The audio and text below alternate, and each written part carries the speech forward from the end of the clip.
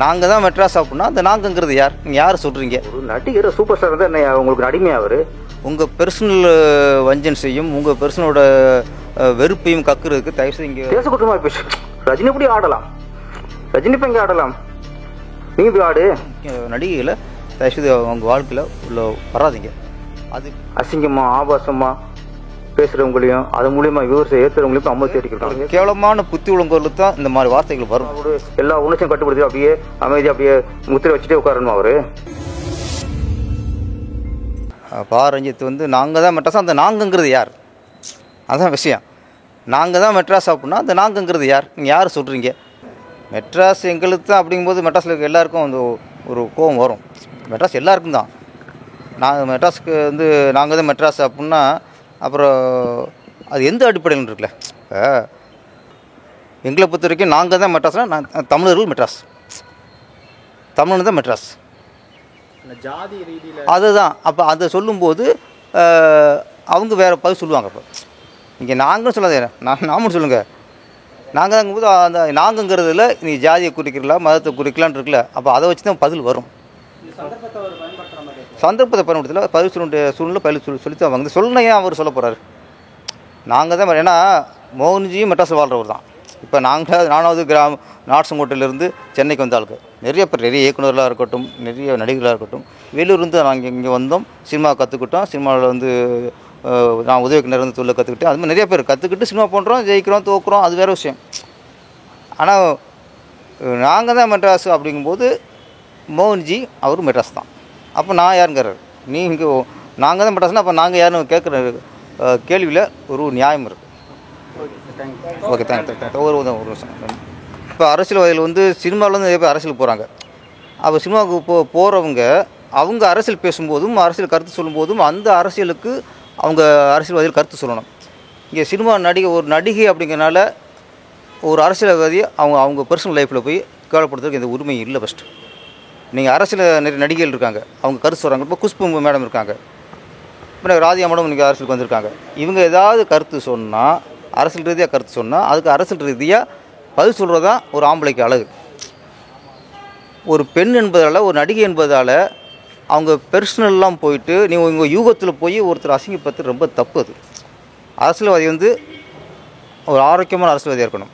உங்கள் பெர்சனல் வஞ்சன்ஸையும் உங்கள் பெர்சனோட வெறுப்பையும் கக்குறதுக்கு தயவுசெய்து இங்கே சினிமா நடிகர்களையும் சினிமா முக்கிய நடிகைகளை தயவுசெய்து அவங்க வாழ்க்கையில் உள்ள வராதிங்க. அது இப்போ ஏன்னா அது விஷால் சார் வந்து ரொம்ப போல்டான ஆள், எதையும் டக்குன்னு போல்டாக பேசுகிறக்கூடியவரை விஷால் சார். அவர் நடிகர் சங்கம் வந்து இந்த மாதிரி விஷயத்துக்கு தலையிட்டு கட்டணம் தெரிவிக்கணும். இப்போ பெண்ணை பற்றி பேசுகிறாங்க, என்ன பெண்ணுக்கு சமம், பெண்கள் எல்லாம் பெண்ணு நம்ம உயர்ந்துட்டாங்க, ஆணுக்கு நேராக பொண்ணு வந்துட்டாங்க, பெண்ணுக்கு இவ்வளோ சமம் இருக்குது, இத்தனை உரிமை கொடுக்குறோம். எங்கே இருக்குது நாட்டில்? அரசியலுக்கு ஒரு பொண்ணு வந்தால் பொது மேடையில் வந்து அவங்களெல்லாம் ரொம்ப கேவலமாக பேசுகிறாங்க. அப்புறம் நீங்கள் இங்கே பெண் உரிமை பற்றி பேசுகிறீங்க. படம் சரியில்லைன்னா சரின்னு சொல்லிடுங்க.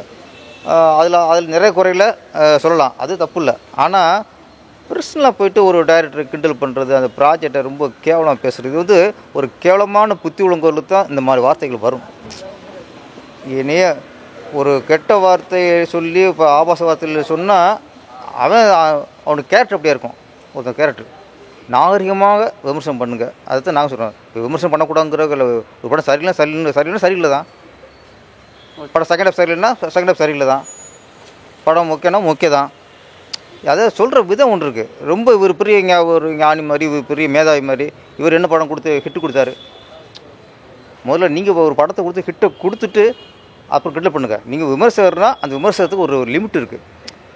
பர்சனலாக போயிட்டு நான் ஒரு படத்தை பற்றியும் பேசணுங்க. இவர் என்ன பண்ணுறாரு, அந்த படத்தை டைரக்டரை பற்றி, அந்த ஒரு நடிகரோட பர்சனல் லைஃப்பை பற்றி, அதுக்கு முன்னாடி ஏதோ அது ஒரு விமர்சனம் 2 நிமிஷம் போயிட்டு அவர் வேற ஒரு கதையெல்லாம் போகுது. ஃபைனான்ஸ் வாங்கினது, ரிலீஸ் பண்ணுறதுக்காக போராடினது, இந்த கதை தேவையில்லை. ஒரு படம் விமர்சனம்னா அந்த படத்தை மட்டும் பேசணும். ரஜினி சார் வச்சுங்க, ரஜினி சார் சூப்பர் ஸ்டார் இருக்கட்டும், அவர் மனுஷன்தான். அவருக்குள்ளேயும் ஒரு ஆதங்கம் இருக்கும். எங்கேயாவது ஒரு இடத்துல ஒரு சராசரி மனுஷனாக வாழணும்னு ஆசைப்படலாம். பாருங்கள், ஒரு அம்மானி கல்யாணத்துக்கு போனார், ஆடும்போது அவரும் சராசரி மனுஷன் தான். அந்த நேரத்தில் ஒரு வெளிப்பாடு, ஒரு டான்ஸ் கொண்டு போட்டார். தேசக்குற்றமாக போயிடுச்சு. ரஜினி எப்படி ஆடலாம்? ரஜினி இப்போ இங்கே ஆடலாம், நீங்கள் போய் ஆடு. நான் சொல்கிறேன், ஒரு நடிகர் சூப்பர் ஸ்டார் தான் என்ன உங்களுக்கு அடிமையா அவர்? எப்போதும் அவரோட எல்லா உணர்ச்சியும் கட்டுப்படுத்தி அப்படியே அமைதியாக அப்படியே முத்திரை வச்சுட்டே உட்காரணுமா அவர்? சில இடங்களில் அவர்களும் மனிதர்களாக, சராசரி மனிதராக வாழ விடுங்க. இதெல்லாம் போய் ஒரு பெருசாக ஒரு விமர்சனம் பண்ணிக்கிட்டு இதெல்லாம் பார்க்கும்போது அவருக்கு இங்கே கூனி குருவார். ஏன்னா ஒரு சின்ன ஒரு இடத்துல சந்தோஷப்பட்டோம், ஆடிட்டோம், இது ஒரு பெரிய குற்றம் மாதிரி. இது ஆயிரத்துக்கு பிரச்சனை இருக்குது நாட்டில், அதை பற்றி பேச மாட்டாங்க. நடிகர் வந்து இங்கே ஆடிட்டார்,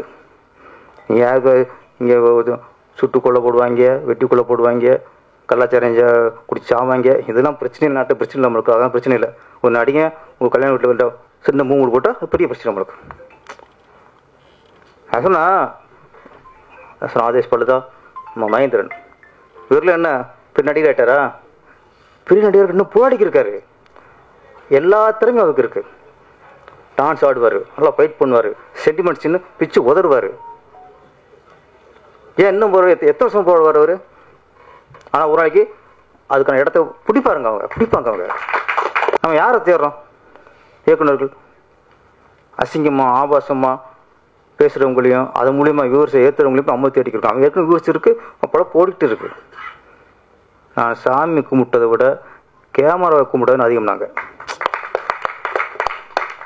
நமக்கு எந்த மதமாக இருக்கலாம், எந்த சாமியும் கும்பிடலாம், ஆனால் செய்யும் தொழில் தான் தெய்வம். ஆனால் அந்த நடிகர்களுக்கு பெரிய சவால் அது பெரிய ஒரு சாபம். சில நேரத்தில் ஒரு முகம் தெரிஞ்ச நடிகர் ஆகிட்டா அவங்களுக்கு வேறு எந்த வேலைக்கும் போக முடியாது. நம்ம நினைப்போம் நடிகர் சுகமாக இருக்காங்க. வெற்றி அடைஞ்ச நடிகர்களுக்கும் அந்த புகழும் அந்த இதுவும் கொஞ்சம் சில நேரத்தில் சாபமாக மாறிடும். வெற்றி அடையாத நடிகர்களுக்கும் அது பெரிய ஒரு சாபம் மாறிடும். ஏன்னா இதை விட்டு அப்புறம் வேறு வழி இல்லை.